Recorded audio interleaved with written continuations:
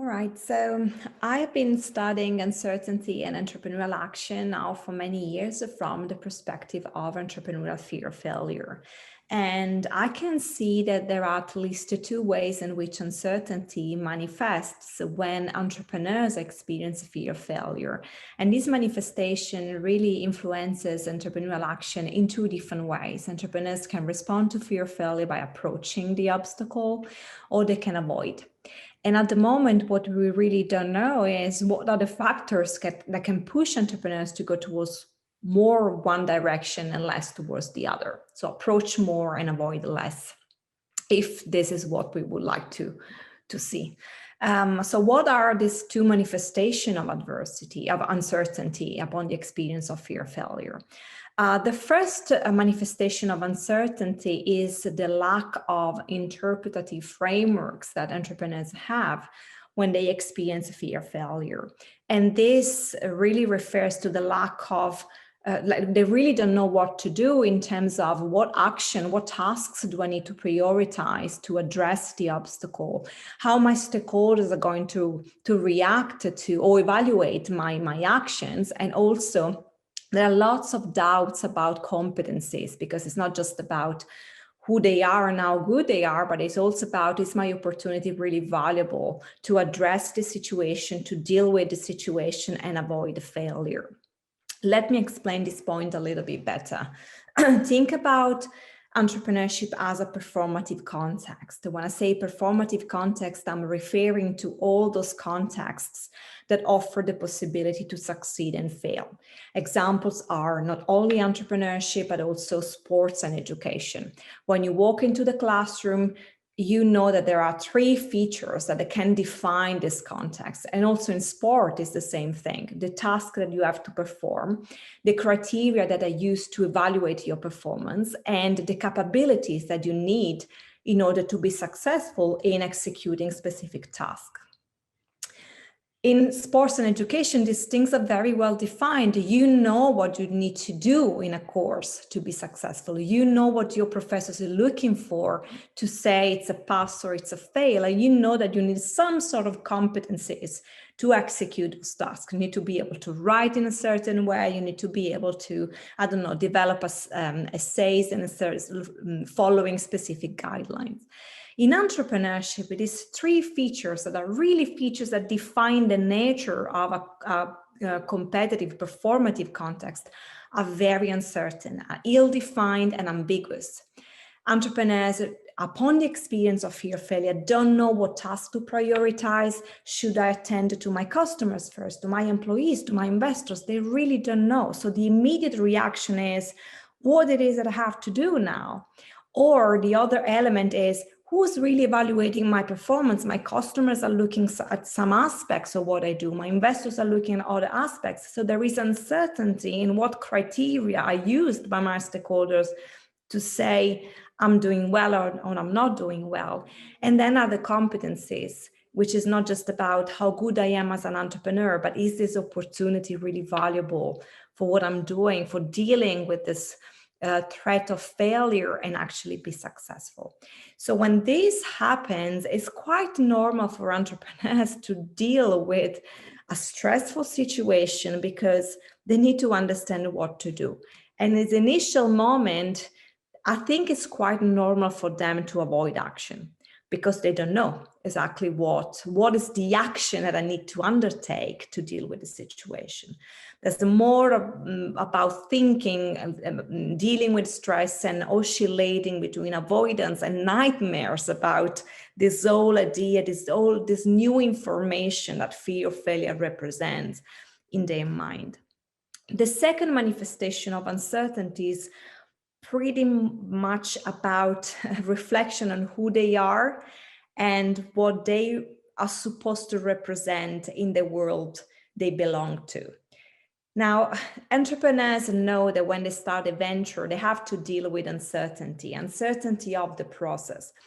But fear of failure really represents a different sort of uncertainty for who they are, because the idea that they are fragile, they are vulnerable, really crashes with a collective understanding of entrepreneurs as superheroes, as people completely in control of the situation, directing what they're doing.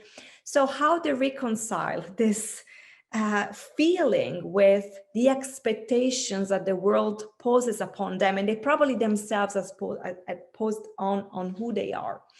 So that's why at the beginning, because of these two manifestation of uncertainty, probably the most likely response they can undertake is avoidance, because they need to accommodate the new information into consciousness and then adapt to it. Adaptation is the second phase, where they say, this is my new reality. If I want to be an entrepreneur, I have to learn how to deal with not knowing what I have to do and take decisions. I have to show the world that even if I'm fragile, I'm not going to choose to fly away. I'm going to choose to fight back and continue and persist with my venture and becoming proactive. So I strongly believe that the connection between fear of failure, uncertainty, and entrepreneurial action can be really even more interesting than what we are claiming now, that fear of failure is interesting because, I can have two different kinds of behavior, or this or that. Actually, let's stop thinking about this as or one of this, one or this or the other. Let's think about the behavioral response to fear of failure as a process, as a cognitive adaptation process, where entrepreneurs learn to deal with uncertainty in the first phase, and this requires to avoid action, to work on their mind, and then respond with action. So rather than a simple outcome, the behavioral response becomes more of a process.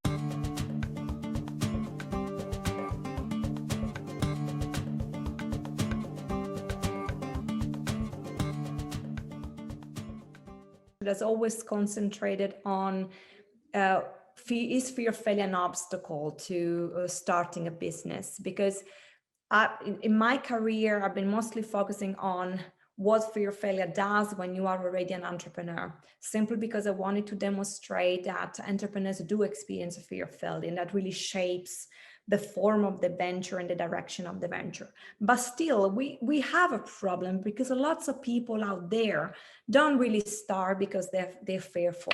So there is a bunch of people who continue to understand what we can do for these people to encourage them.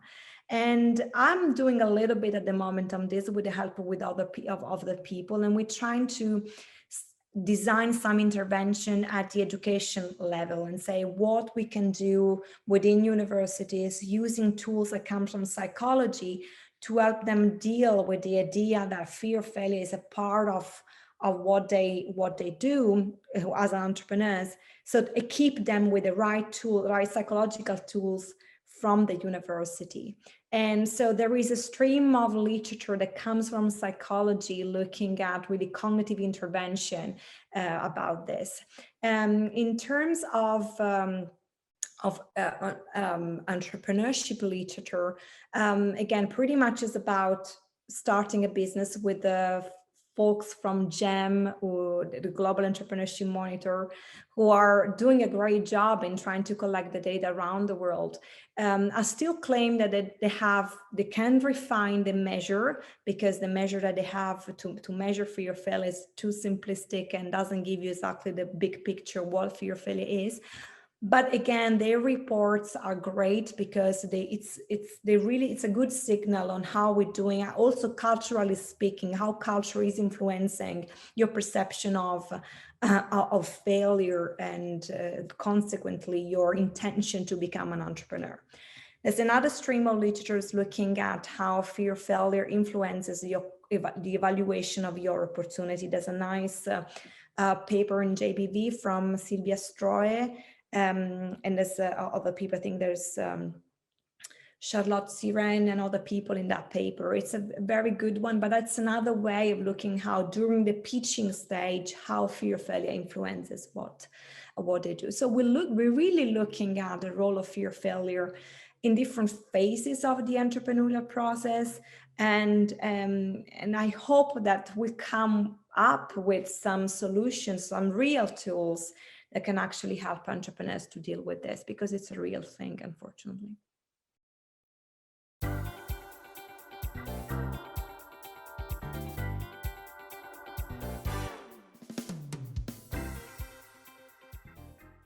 moment, I'm working on something that is a bit different from fear of failure, but still it looks at the dark side of your human existence, if we want to put it like this. I'm becoming more and more interested in looking at how early life adversities influence your entrepreneurial action and satisfaction with entrepreneurship later on in life. When I say early life adversities, I'm referring to situations such as sexual abuse, violence, parents in prison, drug addiction. I mean, really harsh situations that people live in their family early on in their life, 0 to 7, 0 to 16. And also, at this situation happening once in a while or persisting in these early years. What is the connection to uncertainty? Think about these individuals dealing with a world that early on appears to be uncertain, when in fact is supposed to be safe, full of love and security. So how this whole thing has an impact on the way they deal with uncertainty in different domains of their life, including entrepreneurship. Why I'm interested in this? Because I think at the moment there's a predominant narrative where we link adversity to entrepreneurship in a more positive way, as to say those who experience uncertainty build a resilience. That skill becomes conducive to entrepreneurship. So, and this is the connection, and it's quite of a positive story, but adversities have a different nature. So we also need to consider whether we need to give nuances to what we're saying, and especially when it comes to people who went through really, really harsh time, where the literature says they are not building resilience. What they went through is very detrimental to their cognitive and psychological development. So if these guys become entrepreneurs, it could certainly be because they don't have other option in the first place. But if this happens, what it is that we can do to improve their well-being and ultimately be satisfied with what they do. So that's what I'm interested in. I'm always looking at some dark sides to try to find light in the life of entrepreneurs in this case. Theoretical perspective, especially for this topic I'm interested in regarding early life adversities and adult life outcomes, we're looking at the life course. So life course perspectives are certainly the right thing to do.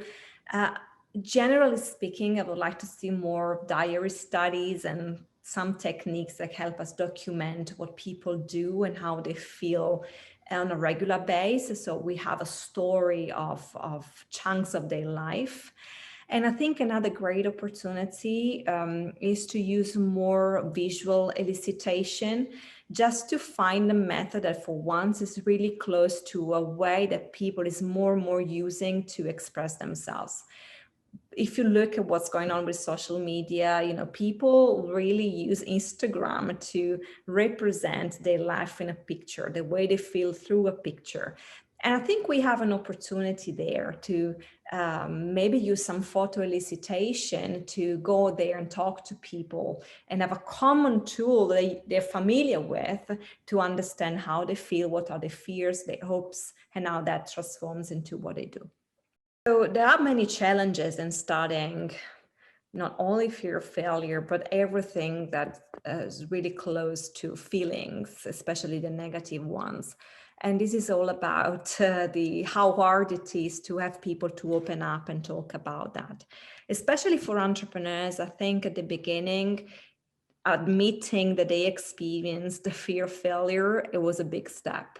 So there was a little bit of resistance. I had one entrepreneur who was trying to schedule for an interview. We had a phone conversation, and the first thing he told me was, look, I've never experienced a fear of failure in my life, as a clear statement at the beginning of our conversation. And I said, that's okay. Not everybody does. You need to try to build the trust in the first place. So if you are a qualitative researcher and you're trying to have people to open up, it really requires a lot of trust building at the beginning, especially if you are looking at this type of topics. For the early life adversities thing, yes, the challenge is to focus on data sets that have that kind of information, unless you really start with pupils, with people from the beginning, like even babies. And that during those early years is pretty much about what the family can tell you, because they cannot complete a survey. Or you talk to them when they're grown ups and they can actually walk back through their life and tell you, but obviously that's retrospective. So, there are pros and cons to all of this. That's why I think we need to experiment with different methods, with different techniques, sometimes to combine visual techniques with qualitative data, quantitative data. The more complicated the topic is, the more we need to make an effort in understanding how to capture those dynamics. And it's something that I'm trying to figure out. I have lots of ideas, but sometimes it's really hard, again, in one way or the other, to have people to open up about these strong topics. And again, partly is due to the fact that what you're trying to take out of them is contrasting, is crashing with the predominant idea who is that we're talking about, this modern eras. Nobody wants to know that they are vulnerable, and they don't want the world to know. But things are likely changing. Some great entrepreneurs that start to say that they deal with anxiety, they have fear. If they give the example, is a way of saying, okay, there can be some identification process at some point, but there's always a risk of the stakeholders. I, as a human being, I can empathize with Elon Musk saying that he's very anxious, and a few years ago it was breaking down because it was about to fail. And okay, I say, wow, that's amazing. That's really great. But then investors can start doubting his ability to continue run the business. So what do? I don't know. We need to identify the safe space for these guys to open up, because eventually social support is the cure to their fears and to their anxieties. And there's a stream of positive psychology talking about this, the importance of reaching out to others biologically and psychologically to cure your fears and your anxieties. So that's the direction I think we should go.